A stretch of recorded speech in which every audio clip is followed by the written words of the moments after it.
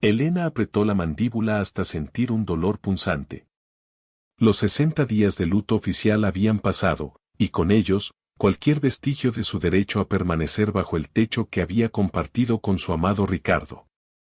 El aire dentro de la casa de sus suegros, una mansión de piedra fría y silenciosa, se había vuelto irrespirable desde la muerte de su esposo. Era un aire cargado de juicios tácitos y la certeza de su absoluta indeseabilidad. Sus suegros, el señor y la señora Valdés, la veían no como la esposa en duelo de su difunto hijo, sino como una carga, una mujer sin patrimonio que había osado introducirse en su linaje. El abogado ha sido claro, Elena, dijo la señora Valdés, su voz seca como las hojas de otoño. La propiedad es nuestra, y tú, legalmente, ya no tienes cabida aquí. No deseamos ser insensibles, pero la verdad es que nuestros arreglos financieros no contemplan este tipo de contingencias. Elena no discutió. Las lágrimas, que había gastado durante meses, no acudieron a sus ojos. Solo quedaba una dureza fría, una determinación sombría. Llevaba semanas preparándose para este momento, ahorrando en secreto las pocas monedas que había podido esconder de la generosa, aunque siempre condescendiente, asignación de la casa.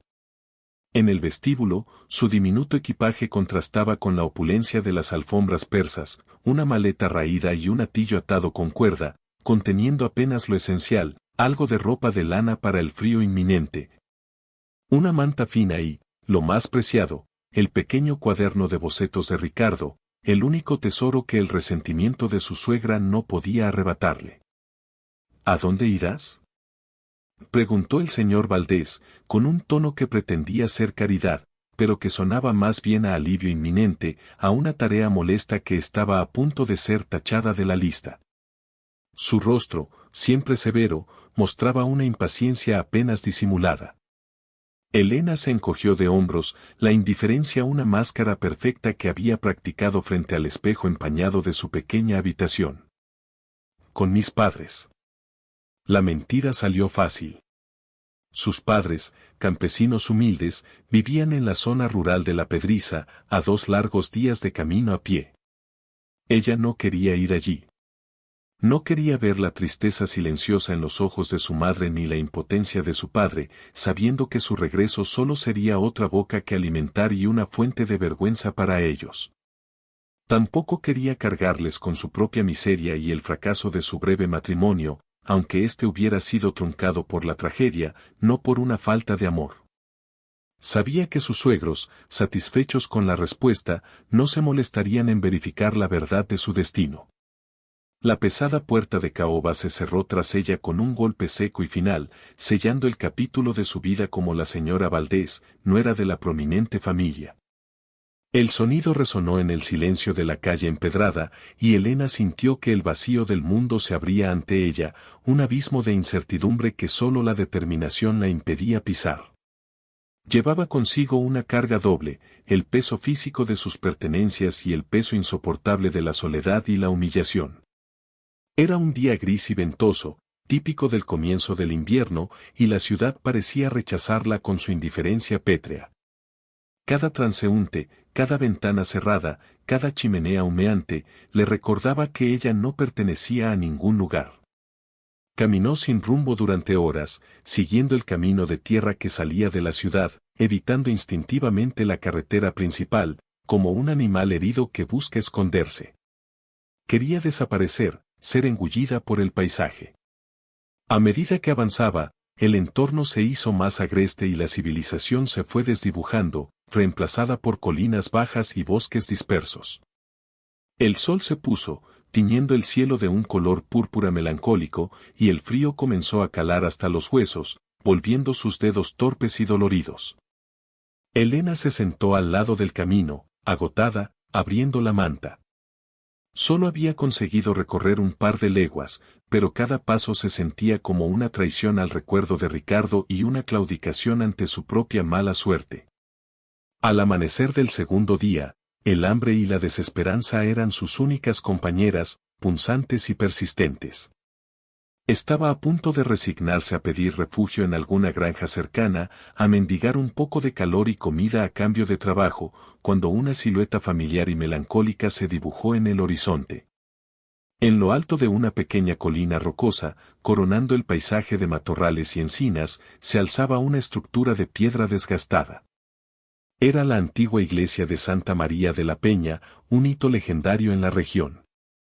La habían visto de lejos muchas veces en sus paseos con Ricardo. Él le había contado la historia de cómo había sido abandonada tras un misterioso incendio un siglo atrás, y cómo nadie se atrevía a restaurarla, creyendo que estaba maldita. Era un esqueleto de nave principal con el techo colapsado en gran parte, y un campanario que se erigía, solitario y orgulloso, como un dedo acusador hacia un cielo que parecía haberla olvidado. En aquel momento, para Elena, no era un lugar maldito, sino un faro en la noche de su desdicha.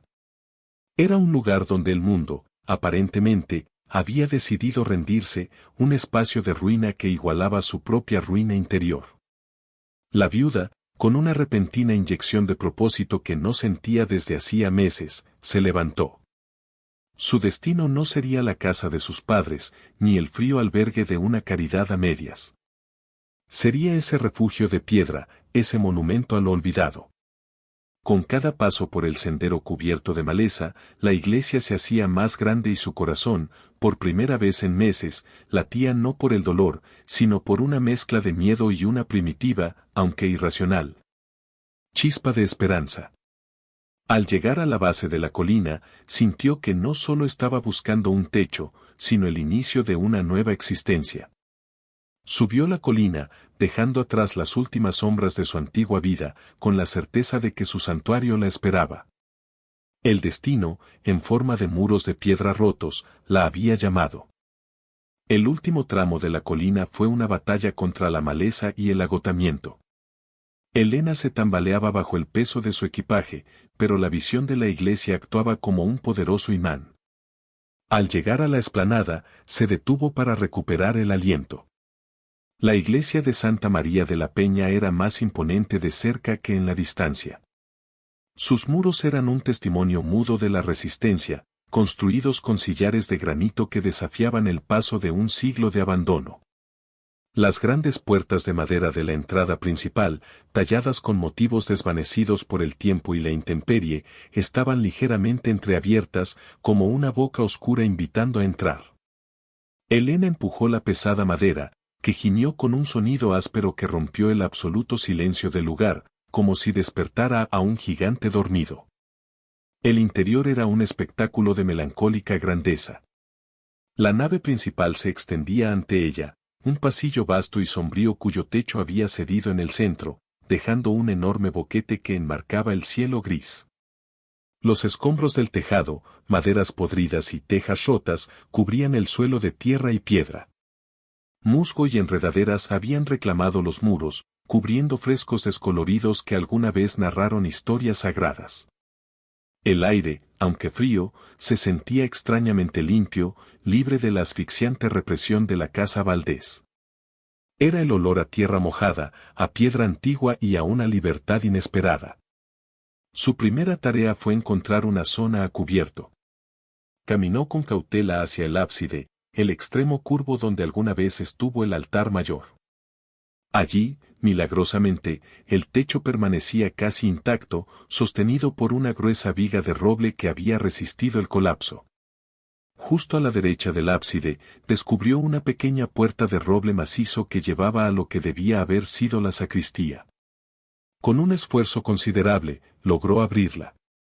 El interior era pequeño, pero seco y completamente resguardado. Las ventanas altas estaban selladas con tablas viejas y gruesas capas de suciedad, lo que permitía solo un tenue resplandor, pero lo suficiente para ver.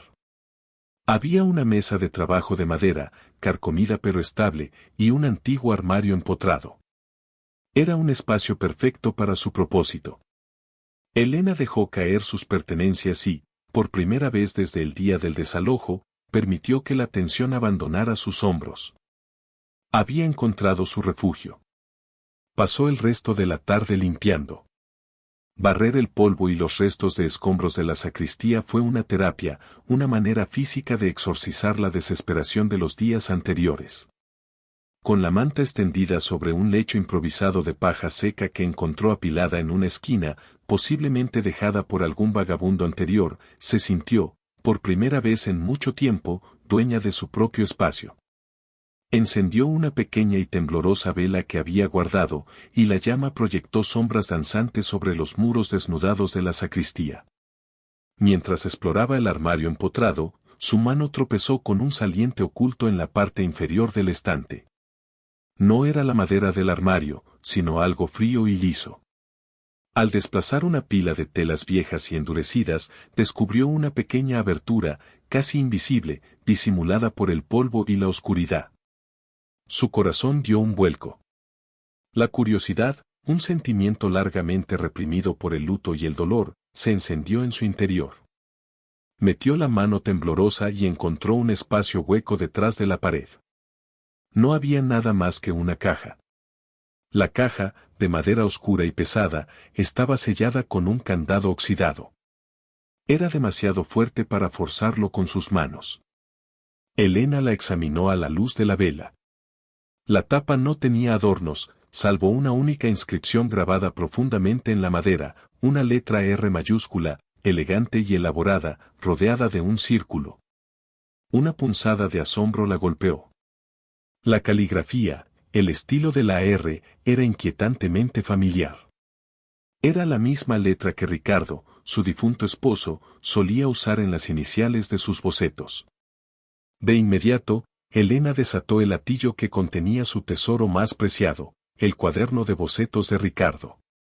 Lo abrió y comparó la inscripción de la caja con las iniciales garabateadas en la contraportada del cuaderno. No había duda, el trazo era idéntico. ¿Cómo era posible que su esposo, que había muerto hacía meses en un accidente de carroza, hubiera tenido alguna conexión secreta con esta iglesia abandonada y supuestamente maldita, a leguas de su hogar? Se quedó sentada, con la caja misteriosa y el cuaderno de Ricardo sobre sus rodillas, sintiendo el peso de un enigma que la ataba a este lugar. La desesperación había quedado atrás. El santuario de piedra, que solo buscaba como refugio, había resultado ser el custodio de un secreto. El destino no solo la había salvado de la calle, sino que la había guiado directamente a una puerta sin llave, la cual prometía no solo la transformación de su vida, sino la revelación de la vida oculta de su esposo. Elena sabía que no podía irse de allí hasta descubrir lo que Ricardo había escondido. La noche en la sacristía fue larga, pero no por el frío, sino por la adrenalina. Elena no pudo dormir. La caja, con su inicial grabada, era un faro de misterio en la oscuridad. El candado, grueso y antiguo, se burlaba de ella.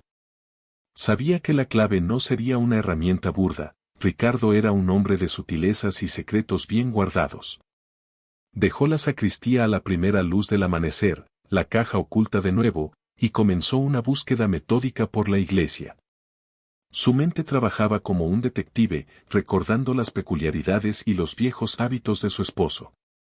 Ricardo, un hombre con una vena artística y una aversión a la ostentación de su familia, siempre había valorado los pequeños escondites y los símbolos personales. Recordó una conversación de hacía mucho tiempo, una anécdota que él le había contado sobre cómo los antiguos constructores solían dejar una pequeña firma o un regalo en el cimiento del lugar más sagrado. A menudo bajo la piedra clave del púlpito o el altar.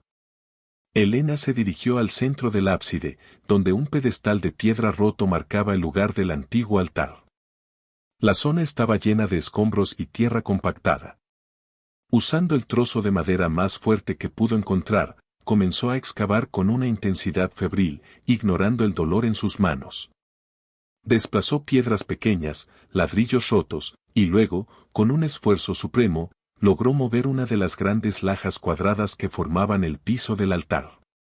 Bajo la losa, en un hueco excavado y sorprendentemente limpio de polvo, había un pequeño objeto envuelto en una tela de lino fino, una llave diminuta, de hierro forjado y con una cabeza ornamentada.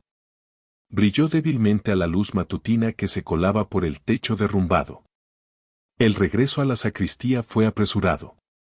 Elena temblaba al insertar la llave en el candado oxidado. El metal viejo chilló y, con un sonido sorprendentemente fuerte, el cerrojo cedió.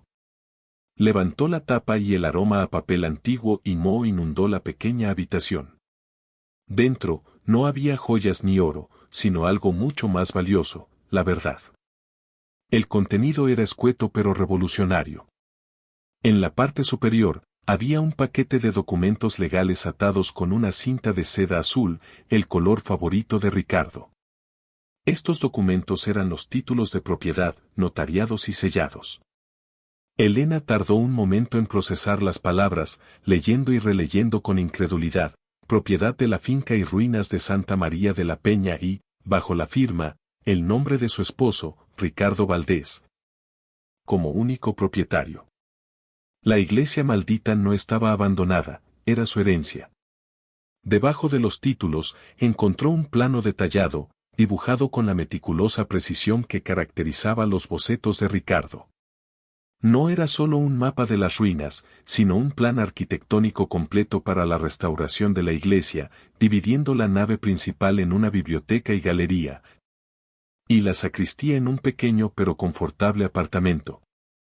Había notas a mano sobre sistemas de recogida de agua de lluvia y cómo reutilizar las maderas colapsadas. Era una visión, un sueño tangible de un futuro que habían planeado sin saberlo. Finalmente, encontró lo que buscaba, una carta doblada, con su nombre, Elena, escrito en la misma letra R que adornaba la caja. La carta era de Ricardo, fechada apenas una semana antes de su muerte. Sus palabras eran la voz de su amado, calmada y dolorosamente clarividente. Mi amor, si estás leyendo esto, significa que el destino nos ha jugado una mala pasada y que mi familia ha actuado como siempre temí. Sabía que nunca te dejarían quedarte. Perdóname por el secreto, pero era la única manera de asegurar tu futuro y nuestra libertad. Con mis propios ahorros, y mucho secretismo, compré esta iglesia y la tierra circundante. Es tuya, Elena. Es nuestra. No dejes que las ruinas te engañen, mi amor, lo que ves es potencial. Aquí serás libre de ellos y libre para crear la vida que soñamos, sin la sombra de su dinero ni sus juicios. Usa el pequeño capital que adjunto para comenzar la restauración y, por favor, no llores por mí. Construye, mi amor. Vive por los dos. Junto a la carta había una pequeña bolsa de tela, llena de soberanos de oro. Suficiente para no tener que mendigar, suficiente para empezar. Las lágrimas que no había podido derramar ante sus suegros fluyeron ahora, lágrimas de luto renovado, pero también de una gratitud abrumadora. La desesperación se evaporó, reemplazada por una feroz y renovada determinación. Elena no era una viuda sin recursos. Era una propietaria, la heredera de un sueño. Había sido expulsada de una jaula de oro para ser guiada a un templo de piedra, donde su destino no sería la vergüenza, sino el trabajo arduo y la realización de la visión de su esposo. Su exilio era, de hecho, su liberación. El descubrimiento de la caja transformó a Elena de una viuda desvalida a una mujer de negocios y una incipiente arquitecta. La carta de Ricardo no era solo una despedida, sino una orden: construye, mi amor. Y Elena tomó esa orden como su nuevo juramento. Su primer paso fue la discreción absoluta. Sabía que si sus suegros, los Valdés, descubrían la existencia de los títulos de propiedad y el capital, usarían toda su influencia y recursos legales para disputar la herencia, alegando que Ricardo no estaba en sus cabales al comprar la propiedad. La iglesia, para el mundo, debía seguir siendo Santa María de la Peña, la ruina maldita. Utilizando parte de los soberanos, Elena emprendió su primera expedición a un pueblo pequeño y remoto, lo suficientemente lejos para evitar ser reconocida, pero lo bastante cerca para abastecerse. Compró herramientas esenciales, una pala robusta, un pico pequeño, una carretilla de segunda mano y sacos de calorías. También adquirió raciones de comida seca y conservas, sabiendo que el aislamiento sería su mayor protector. Regresó a la colina bajo el manto de la oscuridad, cubriendo la carretilla con ramas para disimular su contenido. El trabajo fue extenuante, un desafío físico y mental. Elena nunca había realizado un trabajo manual tan pesado. Sus manos, que antes solo habían conocido el bordado y las suaves teclas del piano, se llenaron pronto de ampollas, que luego se convirtieron en callos gruesos. Siguió al pie de la letra el plano de Ricardo, comenzando por asegurar la sacristía, su futuro hogar. El primer ladrillo que colocó fue simbólico, una nueva pieza de mampostería sobre un hueco del muro, cimentada con mortero rudimentario que ella misma mezcló. Cada jornada de trabajo era un acto de amor y recuerdo hacia su esposo. La parte más difícil fue limpiar los escombros de la nave principal, especialmente el área designada por Ricardo como la galería. El plan de su esposo era audaz, reutilizar las vigas caídas que no estuvieran demasiado dañadas y construir un techo parcial sobre la galería, dejando el centro del templo como un patio interior abierto al cielo. Esto no solo reduciría el costo, sino que crearía un espacio único, bañado por la luz natural. Durante días, Elena excavó, retirando las vigas podridas y los restos de tejas con su carretilla, vaciando el detrito colina abajo, donde la maleza lo ocultaría. Su horario se volvió monástico, se despertaba con el sol, trabajaba hasta el anochecer y dedicaba las noches al estudio. A la luz de su vela, extendía los planos sobre la mesa de la sacristía. Ricardo había dejado notas detalladas sobre cómo construir un sistema de drenaje alrededor de la iglesia para evitar la humedad y cómo utilizar la pendiente natural del terreno para desviar el agua de lluvia. Elena, con su inteligencia aguda, se sumergió en la improvisada arquitectura. Empezó a entender no solo el diseño, sino la mente de Ricardo, su deseo de sustentabilidad, su amor por la historia y su rechazo a la corrupción. A medida que las semanas se convertían en meses, la ruina comenzó a mostrar cicatrices de restauración. La sacristía se convirtió en un refugio hermético y acogedor, con una pequeña estufa de leña que Elena había adquirido. En la nave principal, la galería comenzaba a tomar forma, las paredes se habían limpiado, se habían apuntalado los arcos más débiles y la línea de cimentación para los nuevos pilares estaba marcada en el suelo. El trabajo físico le proporcionó una fuerza que nunca supo que poseía, y la soledad, lejos de ser opresiva, se convirtió en una bendición. Era un tiempo para el autodescubrimiento, para sanar el dolor de la pérdida a través de la acción y la construcción. Un día, mientras movía una pesada viga de madera cerca del antiguo coro, encontró otro pequeño objeto oculto, un cincel de carpintero, envuelto en una bufanda de lana. Era un cincel que Ricardo siempre llevaba consigo. Junto a él, un papel enrollado contenía un dibujo rápido, un esbozo de Elena riendo en medio de la iglesia restaurada, con las palabras "Nuestra fortaleza" escritas debajo. Fue un recordatorio silencioso de que no estaba sola en este proyecto. Su esposo había planeado cada detalle de esta nueva vida, y ese plan era su legado y su escudo. Elena, sintiendo la presencia de Ricardo en cada piedra que tocaba, se puso de pie, secó el sudor de su frente y continuó con el trabajo, más fuerte que nunca. Había dejado de sobrevivir, ahora, estaba creando. Unas semanas después, el sol invernal se había vuelto menos tacaño, pero el trabajo de Elena no disminuía. Estaba concentrada en cavar la zanja de drenaje perimetral, una tarea monumental que Ricardo había señalado como crucial para preservar los cimientos de granito. El sonido rítmico de su pico golpeando la tierra endurecida era el único ruido que rompía la paz de la colina. Fue precisamente ese sonido inusual el que atrajo a don Matías, un viejo cabrero conocido en la comarca por su escepticismo inquebrantable y su memoria prodigiosa de todas las leyendas locales. Don Matías se detuvo con su cabra y su perro a los pies de la colina, observando la figura solitaria y cubierta de polvo que trabajaba con una intensidad inusual. Tras pensarlo un momento, ató la cabra a un olivo y subió el sendero. Se plantó en la entrada de las ruinas, con los brazos cruzados, su rostro arrugado expresando una mezcla de asombro y desaprobación. ¿Qué demonios cree que está haciendo, muchacha?, preguntó su voz, ronca por el tabaco y los años. Era la primera voz humana que Elena escuchaba en meses, y el impacto fue tal que dejó caer la pala. Elena se enderezó lentamente, su cuerpo dolorido por el esfuerzo, y se limpió el sudor y la tierra de la frente con el dorso de la mano. Vio a don Matías, reconociéndole vagamente de sus viajes de abastecimiento. Su corazón latió con fuerza, temiendo que la discreción se hubiera roto. Pero recordó la carta de Ricardo y se armó de la resolución de una propietaria.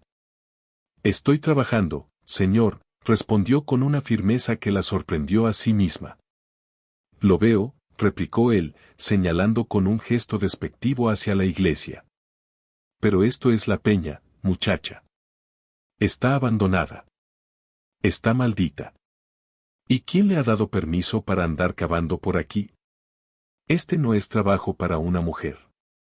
Parece usted una señora, no una peona». La crítica sobre su feminidad golpeó a Elena, pero se mantuvo firme. Sabía que revelar los títulos de propiedad a un extraño la pondría en peligro.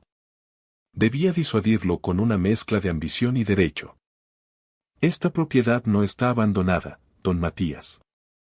Me pertenece», afirmó, y aunque su tono no era desafiante, era innegablemente autoritario.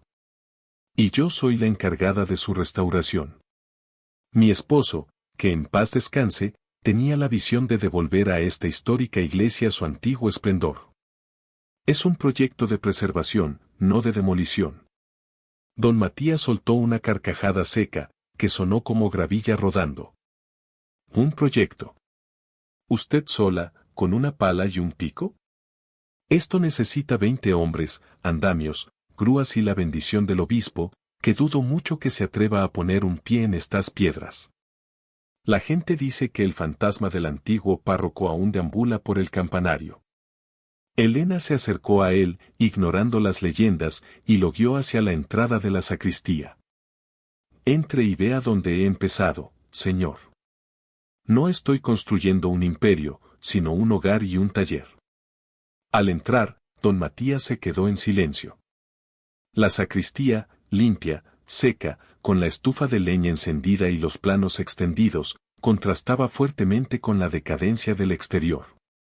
Los planos de Ricardo, con sus cálculos precisos y sus hermosos dibujos a tinta, hablaban por sí solos. Elena señaló el diseño de la galería. «Mi esposo era arquitecto de corazón. Reutilizaremos las maderas y haremos de la nave un espacio para la luz y el arte. El centro quedará abierto al cielo. Es un diseño basado en la sostenibilidad. Cada piedra que se cae aquí será colocada de nuevo». El viejo cabrero se inclinó sobre los planos, sus ojos fijos en la complejidad de los diagramas. Su escepticismo se encontró con el duro hecho de una planificación meticulosa. No era el trabajo de una loca o de una vagabunda, sino de una mente brillante. Después de un largo minuto, don Matías se irguió, su expresión suavizada por un respeto a regañadientes. «Es una visión grande, muchacha.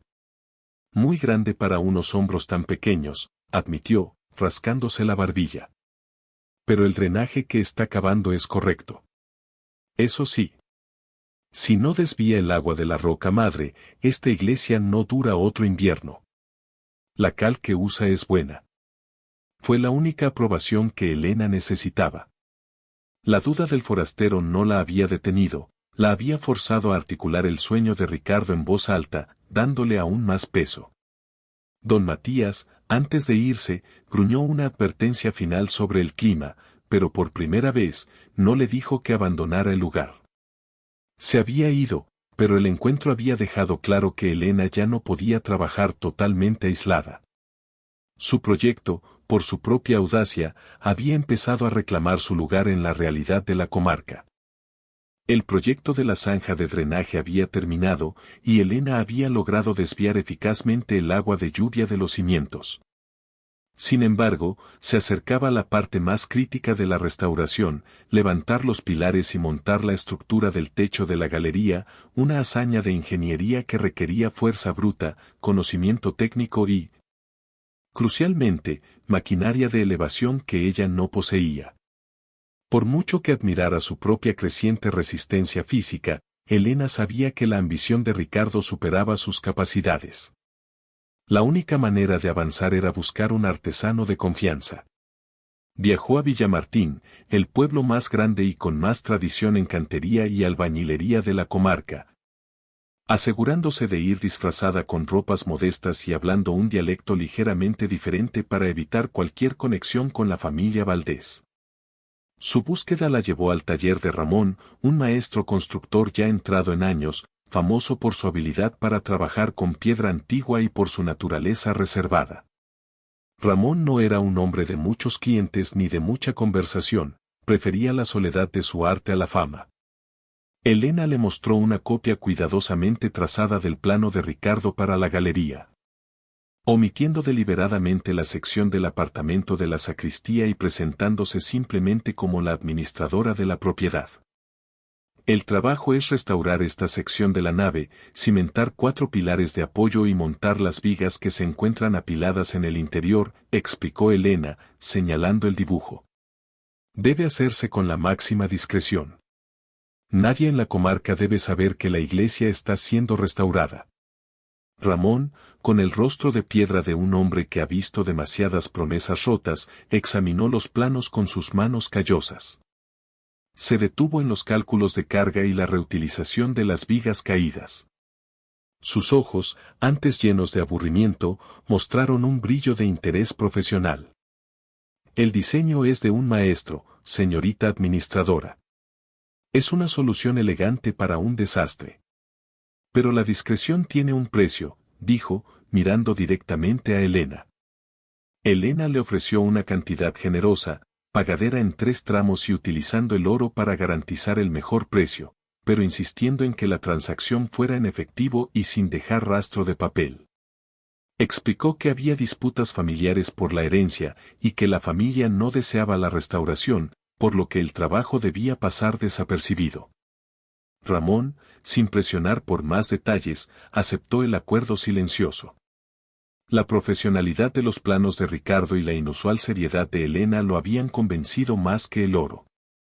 Era un reto de construcción y una intriga, y Ramón era un hombre que valoraba ambas cosas. A la semana siguiente, Ramón llegó a la peña con 2 de sus hombres más jóvenes, tan silenciosos y trabajadores como él. Había traído consigo un polipasto de poleas y cuerdas, herramientas esenciales para el levantamiento de las pesadas vigas. El plan de trabajo era riguroso, solo trabajarían en el interior de la nave, desde el amanecer hasta media tarde, y cubrirían inmediatamente sus huellas. La colaboración fue fluida. Ramón respetaba la visión y la inteligencia de Elena, y ella admiraba la habilidad con que leía la piedra y la madera. Elena actuó como la supervisora, cotejando cada medida con los planos de Ricardo, mientras Ramón dirigía la mano de obra. Juntos, cimentaron los pilares con una base de mortero que garantizaría su durabilidad por otro siglo. La parte más dramática fue el día del izado de las vigas de carga del techo.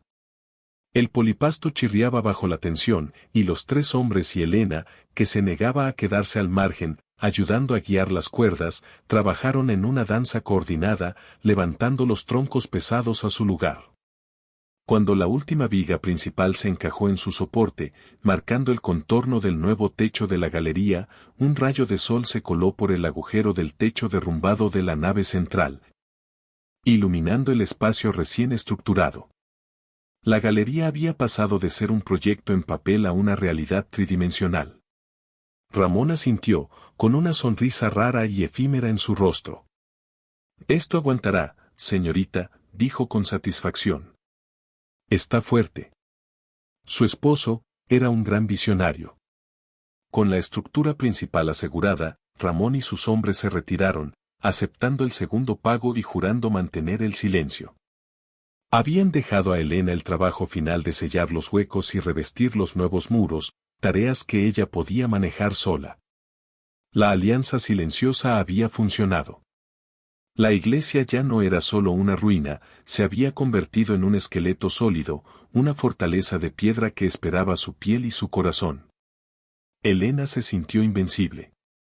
El sueño de Ricardo estaba casi completo, y ahora, la verdad de su liberación estaba a punto de ver la luz, y con ella, el inevitable enfrentamiento con el pasado. Con la estructura de la galería asegurada por Ramón, Elena pasó los siguientes meses en el trabajo de acabado.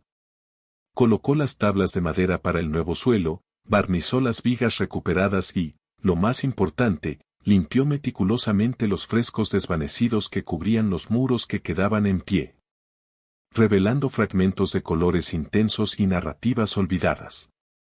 La sacristía se había convertido en un hogar acogedor, el núcleo de su nueva vida.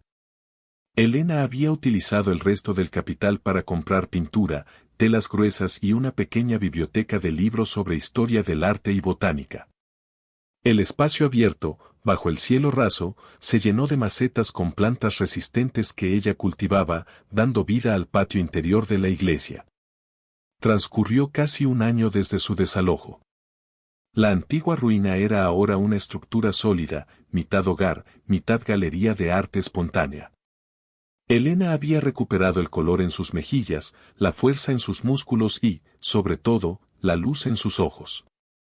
Se había forjado una nueva identidad, la de la guardián de la peña, una figura de misterio y respeto a ojos de los pocos lugareños que sabían de su existencia. Don Matías, ahora su amigo renuente, le traía queso y leche ocasionalmente, un intercambio silencioso por la admiración que sentía por el trabajo de la joven.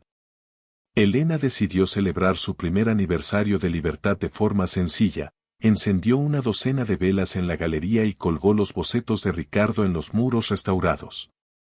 Era una celebración privada de su victoria sobre la desesperación.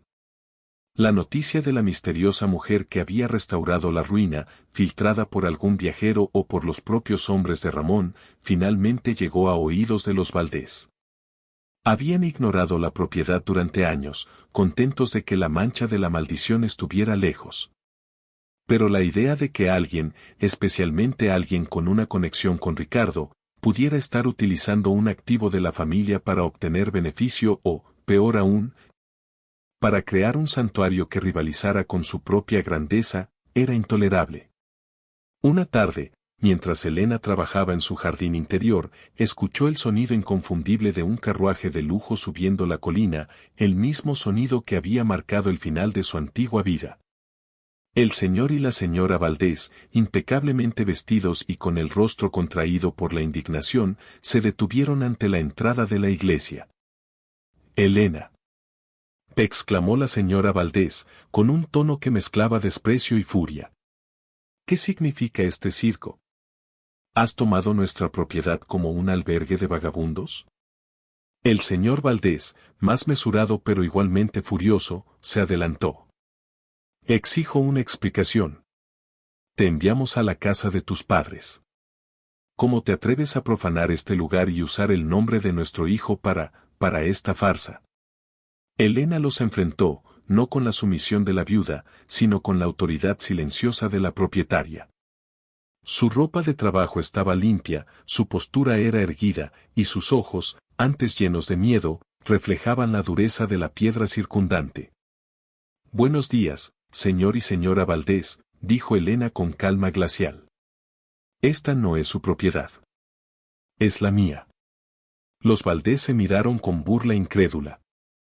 Elena se dirigió a la sacristía y regresó con los documentos de la caja. Los puso sobre una viga de madera caída que ahora servía de banco, permitiendo que el señor Valdés leyera los títulos notariados, el sello y la fecha. La evidencia era irrefutable. Ricardo había comprado la propiedad legalmente antes de su muerte y la había legado a su esposa. «¿Ricardo, este loco gesto?», murmuró el señor Valdés, su autoridad desmoronándose. «Esto es imposible». «No, es la verdad, señor», respondió Elena.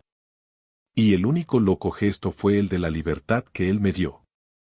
Me expulsaron de su casa para que yo encontrara la mía. Mi esposo se aseguró de que yo no estuviera a merced de su juicio o de su dinero».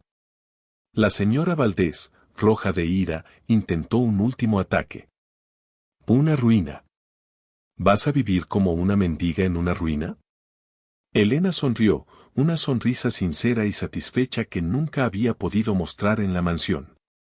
Abrió los brazos, abarcando la galería de luz y piedra. Señaló los bocetos de Ricardo, los frescos recuperados, el hogar acogedor que se asomaba por la sacristía. Esto, señora Valdés, no es una ruina. Es una fortaleza. Es mi santuario y mi galería. Es un legado construido con sudor y amor, no con herencias frías. Y aquí, soy libre. Es un destino que no tiene cabida para su amargura. Los Valdés, derrotados por la evidencia legal y la inexpugnable paz de Elena, se retiraron en silencio.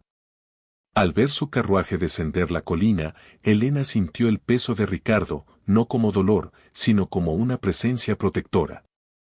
Había honrado su sacrificio y había transformado su desalojo en un triunfo. La viuda expulsada, dueña de su destino, regresó a su fortaleza de piedra, su vida transformada para siempre.